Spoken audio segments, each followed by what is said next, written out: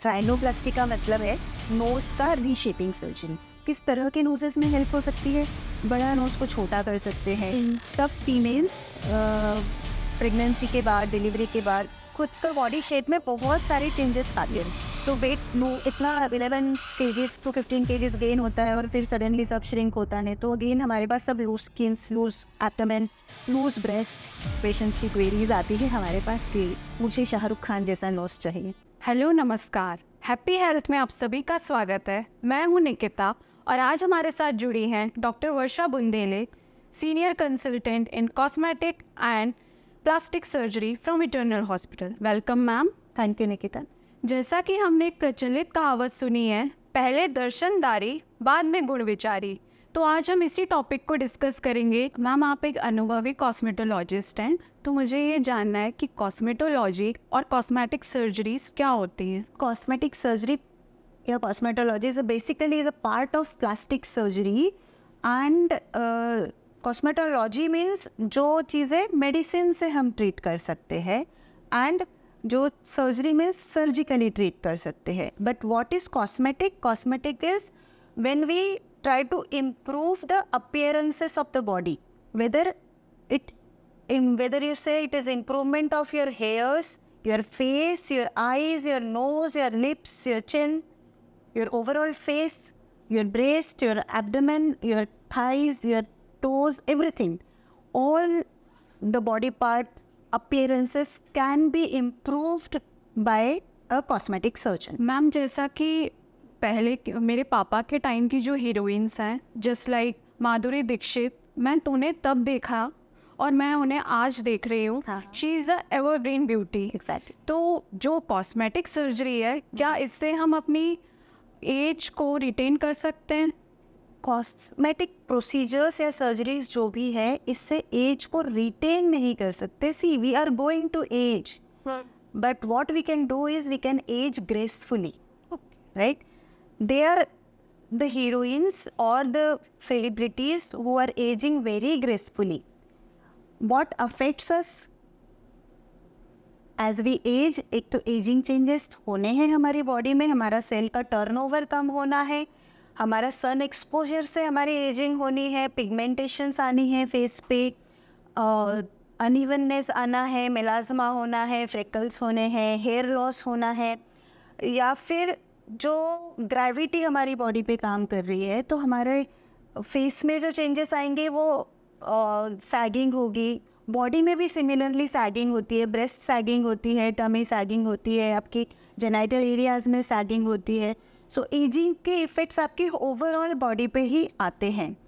तो एक कुछ जो प्रोसीजर्स है, जैसे कि लेजर्स है, फिलर्स है, बोटॉक्स है, ये जो कॉस्मेटिक प्रोसीजर्स है, बूस्टर्स है, nowadays you are hearing more about boosters, skin boosters, injectable boosters, all those things comes under cosmetology procedures which can improve your appearances of your skin. आपकी skin का pigmentation कम करेंगे, आपकी pores कम करेंगे, आपकी skin tone improve करेंगे, और साथ में लेज़र प्रोसीजर्स कुछ होती है जिससे आपकी स्किन टाइटनिंग कर सकते हैं।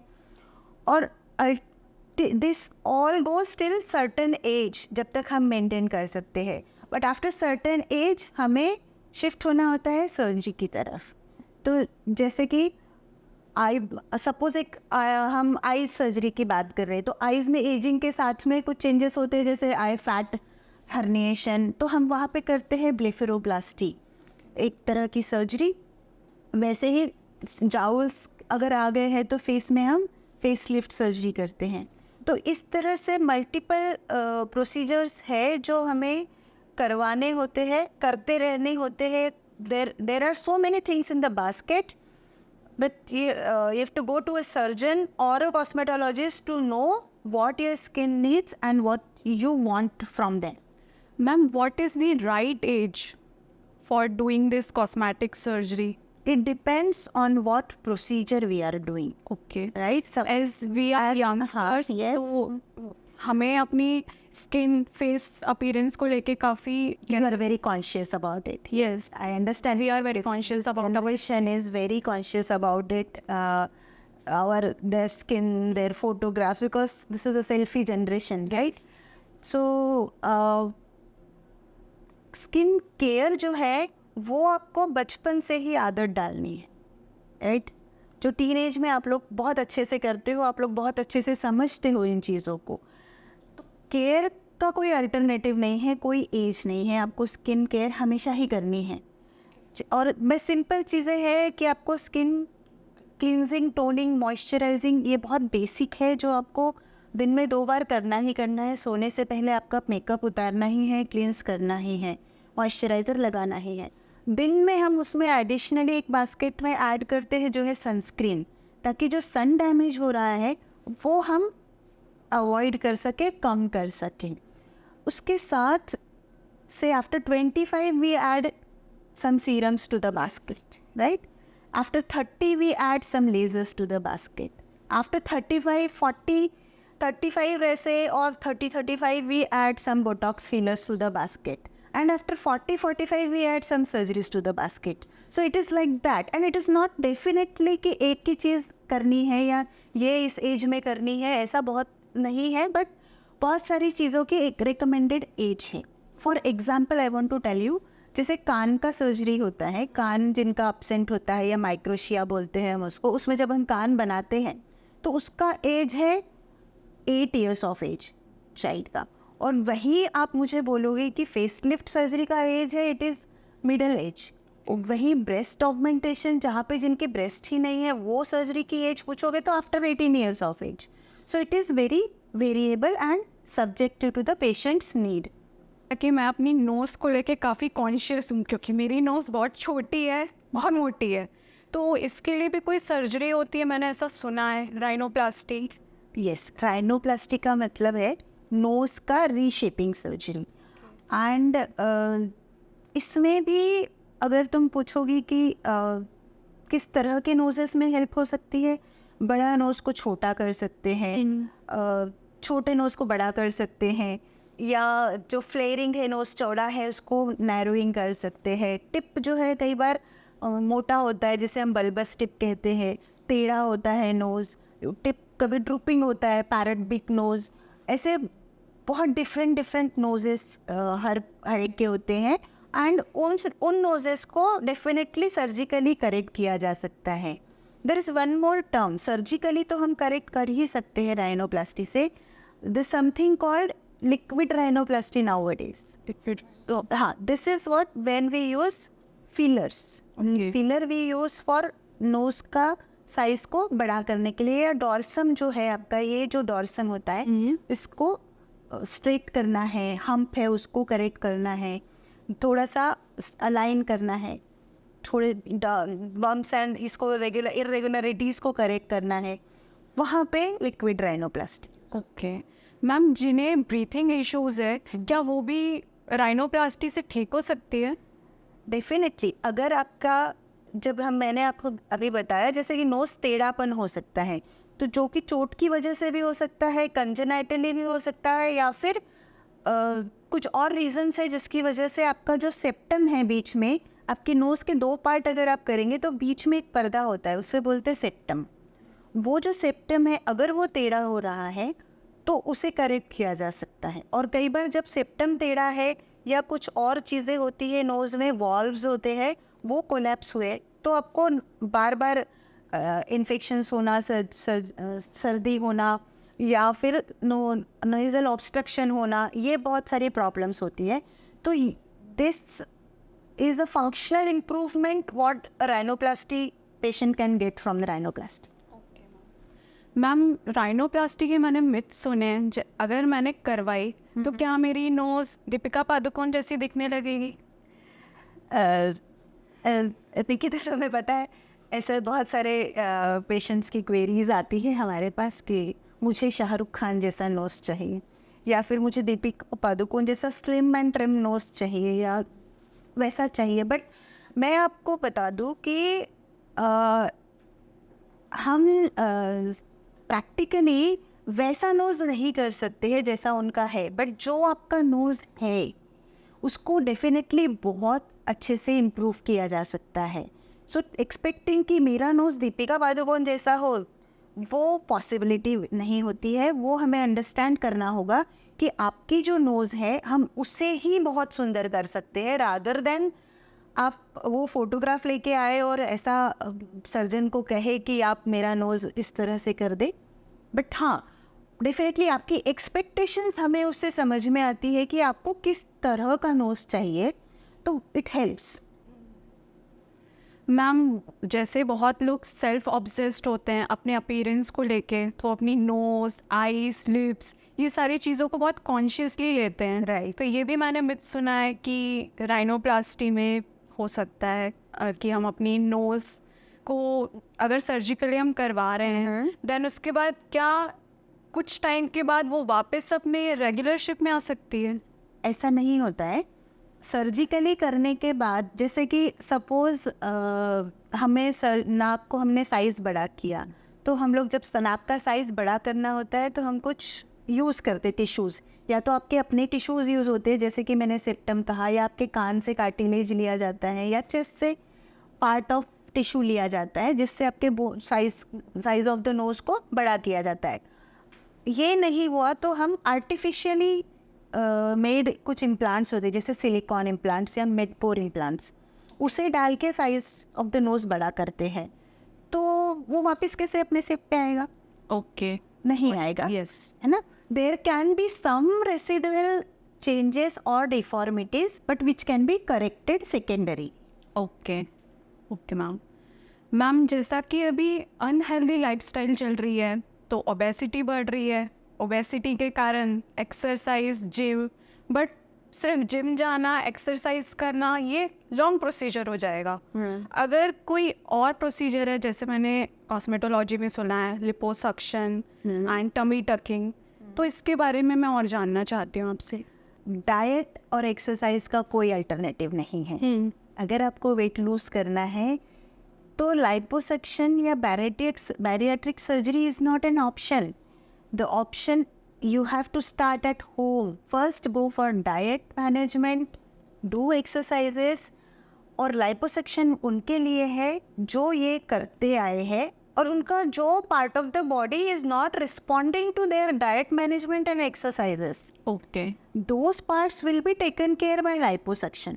यूजुअली क्या होता है, जैसे आपने बहुत एक्सरसाइज की, डाइट मैनेज किया, ओवरऑल आपका वेट कम हुआ, लेकिन आपके टमी का साइज़ नहीं कम हो रहा है, राइट? या फिर आपकी थाइज़ में कुछ एरियाज है जैसे कि यूजुअली आउटर थाइज़ या इनर थाइज़, ये कम नहीं हो पाते हैं, वहाँ you can take a help of cosmetic surgeon and go for liposuction of those areas. Specific area को ये टारगेट करता है। यस। अब जो तुम पूछ रहे थे कि वेट लॉस के लिए नहीं है, लेकिन डेफिनेटली बॉडी कंटूरिंग एक टर्म है, यस, राइट, जिसमें हम फुल बॉडी को कंटूर कर सकते हैं। कुछ एरियाज ऐसे होते हैं बॉडी के जहाँ से हम फैट को निकालते हैं लाइपोसक्शन के थ्रू। कुछ एरियाज ऐसे होते हैं जहाँ पर डिप्रेशंस बन जाते हैं और वो शेप में नहीं होता है, वहाँ पे उसी फैट को लेके हम उस फैट को वहाँ ट्रांसफ़र कर सकते हैं और एक अच्छा शेप बॉडी को दे सकते हैं। This is what is body contouring. But in addition to that, अगर आप टमी टक की बात कर रही थी अभी मुझसे, तो वो तब पॉसिबल है जब आपके पास एक्सेस ऑफ स्किन है। टमी टक्स या ब्रेकियोप्लास्टी, तो जहाँ पे भी जैसे आपने बहुत वेट लूज कर लिया या आपकी बेरियाट्रिक सर्जरी हो गई, तो यहाँ पे फंक्शनली हमें इम्प्रूव करना है आपके बॉडी के शेप को। तो जब वेट लॉस हुआ तो स्किन जो बहुत एक्सेस हो जाती है और आपके स्किन का इलास्टिक फाइबर्स कम हो जाते हैं, तो वो हैंगिंग हो जाती है, लूज हो जाती है, और that doesn't go back with time. उस स्किन को, एक्सेस स्किन को, या फिर प्रेगनेंसी में भी जब हम फीमेल्स 2 या 3 प्रेगनेंसीज के बाद में हमारा टमी का जो लोअर एब्डोमेन है, वहाँ की स्किन बहुत हैंगिंग हो जाती है, वो नहीं जाती हमारी एक्सरसाइज के बाद। उस स्किन के लिए टमी टक सर्जरी या थाई लिफ्ट सर्जरी या ब्रेकियोप्लास्टी, आर्म लिफ्ट जिसे हम कहते हैं, ये सारी लिफ्ट सर्जरीज हैं। जैसा कि आपने बताया, post pregnancy tummy tuck, liposuction, ये सारी चीज़ें मॉम मेकओवर्स में आती हैं। तो इसके अलावा और कौन सी चीज़ें हैं जो मॉम मेकओवर्स में आनी चाहिए जो आप करते हैं? सी मम्मी मेकओवर अभी एक टर्म हमने बनाई है, क्योंकि हम सब फीमेल्स प्रेगनेंसी के बाद, डिलीवरी के बाद खुद का बॉडी शेप में बहुत सारे चेंजेस पाते हैं, राइट.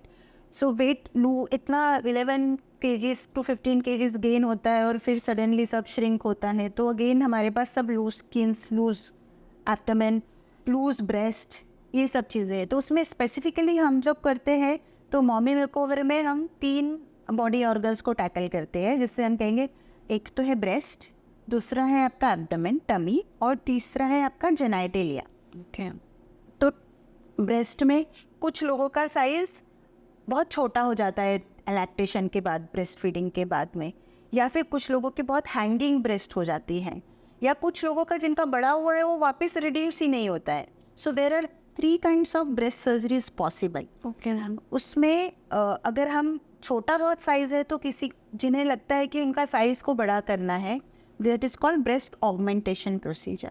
ब्रेस्ट ऑगमेंटेशन में हम इधर फैट ट्रांसफ़र कर सकते हैं या फिर हम ब्रेस्ट इम्प्लांट्स यूज़ कर सकते हैं. Okay ma'am. वही ब्रेस्ट रिडक्शन और ब्रेस्ट लिफ्ट में ब्रेस्ट को रीशेपिंग किया जाता है. ब्रेस्ट की स्किन, ग्लैंड और फैट 3 चीज़ें हैं ब्रेस्ट में. इनको रीशेपिंग करके ब्रेस्ट को एक यूथफुल अपीयरेंस दिया जाता है. मैम, ये जो प्रोसीजर है आफ्टर प्रेगनेंसी कब विमेंस को करानी चाहिए? हम कहते हैं एटलीस्ट आपका बच्चा बड़ा हो जाए. ओके. भाई आप मिनिमम टू मिनिमम 1 से 1.5 साल आपको वेट करना चाहिए, ताकि you recover from the pregnancy and your child is quite old enough. And मैं तो चाहूँगी आप 2 साल के बाद कराए, ताकि आपका बच्चा इतना बड़ा हो जाए कि वो समझ सके, और आपको उसको एकदम पूरा डेडिकेशन के साथ देखने का ज़रूरत नहीं है. कोई और भी मैनेज कर पाएगा 2 साल बाद, तब आपको उस प्रोसीजर के लिए जाना चाहिए. ओके मैम, एक और टर्मिनोलॉजी मैंने सुनी है, कॉस्मेटिक गायनेकोलॉजी. ये एक काफ़ी ट्रेंडिंग टर्म चल रहा है, तो मैं इसके बारे में भी आपसे जानना चाहती हूँ कि क्या है और कैसे हम इससे अवेयर कर सकते हैं अदर विमेंस को. कॉस्मेटिक गायनेकोलॉजी का मतलब ये है कि जो, जैसे कि मैं कह रही थी, मॉमी मेकओवर का पार्ट एक जेनाइटल सर्जरी है, जेनाइटल रिजुविनेशन है. सो वही genital rejuvenation is what is cosmetic gynaecology. अब यहाँ पे मैं अगर खुल के बात करूँ आपसे, तो बेटा जैसे पार्ट्स है अपने जेनाइटल एरिया में, mons pubis, labia majora, labia minora, जो इनर लिप्स है, आउटर लिप्स है, या आपका वजाइना है. तो इन सब चीज़ों में चेंजेस उम्र के साथ, डिलीवरी के साथ आते हैं.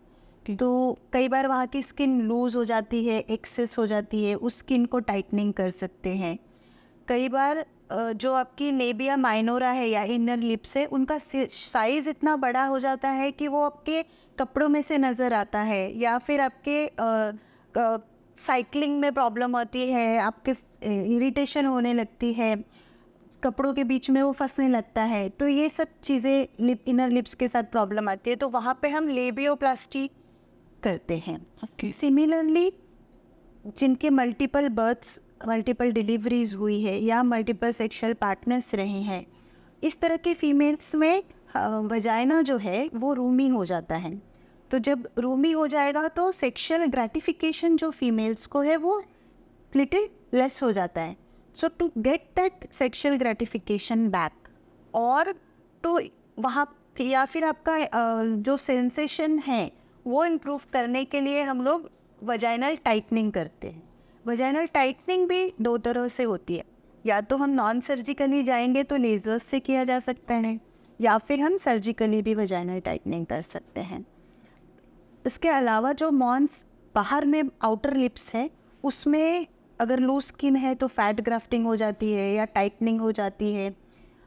पिगमेंटेशन है उस एरियाज़ में आफ्टर चाइल्ड बर्थ, तो उसमें लेज़र से लाइटनिंग हो जाती है. There are some creams available which can lighten up the area. Ma'am, ये कॉस्मेटिक गायनेकोलॉजी जो टर्म है, इसकी अभी अवेयरनेस उतनी जनरेट नहीं हो पाई है विमेंस के बराबर. तो हमें इसकी अवेयरनेस जनरेट करनी है, इसके बारे में और बात करनी है, तो हमें कब जाना चाहिए एक कॉस्मेटोलॉजिस्ट के पास और ये सारी चीज़ें उनसे डिस्कस करनी चाहिए? कब जाना चाहिए ये तो मैं नहीं बता सकती हूँ, बिकॉज जब आपको कुछ प्रॉब्लम रियलाइज हो रही है, और I think a female can understand a female better. Yes. So, and we feel that, even I feel that females are little more approachable. तो हम जब भी हमें लगे कि प्रॉब्लम है, कुछ फील हो रहा है या कुछ प्रॉब्लम्स आ रही है रेगुलर लाइफ में, तो जाके हम बात कर सकते हैं. ज़रूरी नहीं है कि हमें सर्जरी ही करनी है, बट हम बात तो कर ही सकते हैं डॉक्टर के पास जाके, और अपनी प्रॉब्लम शेयर तो कर ही सकते हैं. और अगर लगता है कि उसके बाद कुछ सॉल्यूशन है, then you can go for the solution. Okay ma'am, post precautions कोई लेने पड़ते हैं इन सारी सर्जरीज को करवाने के बाद? Every surgery has different level of precautions. Okay. या different layer of care है ना. Yes. तो हम क्या सर्जरी कर रहे उसके हिसाब से केयर होती है. बट डेफिनेटली एक कॉमन चीज़ें जो है कि एक चीज़ बेसिक ये है कि आपको कोई बीमारी नहीं है यूजुअली. Yes. तो जो कट्स लगेंगे उसमें पेन होगा, पेन किलर्स आपको दिए जाते हैं. आपको इन्फेक्शन प्रिवेंट करने के लिए एंटीबायोटिक्स दिए जाते हैं, स्वेलिंग रिड्यूसिंग मेडिसिन्स दी जाती है, थोड़ा सपोर्ट करने के लिए मल्टीविटामिन्स दिए जा सकते हैं. इन एडिशन टू दैट, अगर आप लाइट बॉडी कंटूरिंग की बात कर रहे हो तो हम उसमें कुछ वेस्ट्स आते हैं, टाइट प्रेशर गारमेंट्स होते हैं, वो पहनने के लिए बोलते हैं आपको 6 वीक्स के लिए. ब्रेस्ट सर्जरीज में स्पेशली ब्रेस्ट सपोर्ट्स पहनने के लिए बोलते हैं 6 वीक्स के लिए.